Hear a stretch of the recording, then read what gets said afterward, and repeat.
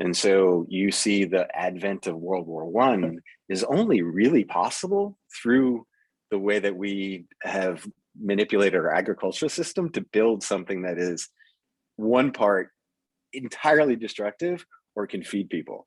And that's, I think, the weird sort of like world that we kind of live in, you know, because you're like, there's always a trade-off, right? When Timothy McVeigh blew up the FBI building, he used fertilizer, right? Filled a truck up with fertilizer and blew the entire half of the building off, you know? So it's a really interesting story. The Yeah. Haber-Bosch method is really interesting.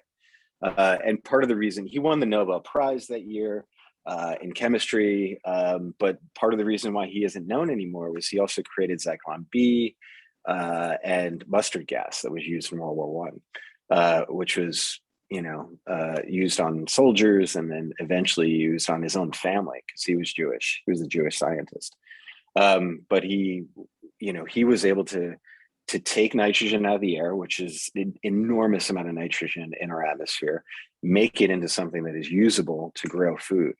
And what we ended up growing most of that was the staples that we find is primary in our food system nowadays.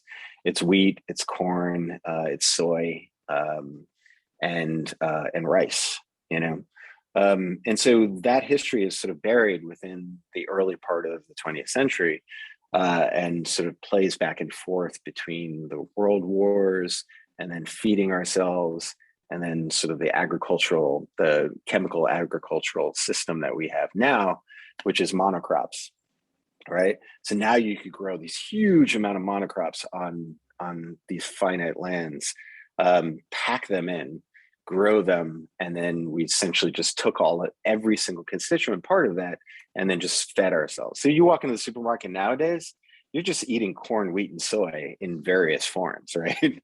Mhm. With some sugar added on top, right? We've created a monoculture in our agricultural system, and we've created a monoculture in the way that we eat. And there's huge costs to that. And I'm sure you studied hunter-gatherers in terms of their body mass, their height, their teeth health, all of those things. We took away all variety from our diet to feed ourselves, and it was a caloric trade-off, right? So we traded calories to feed the growing world that we said was going to be sustainable, but no nutrients, and we just throw some nutrients on top of it.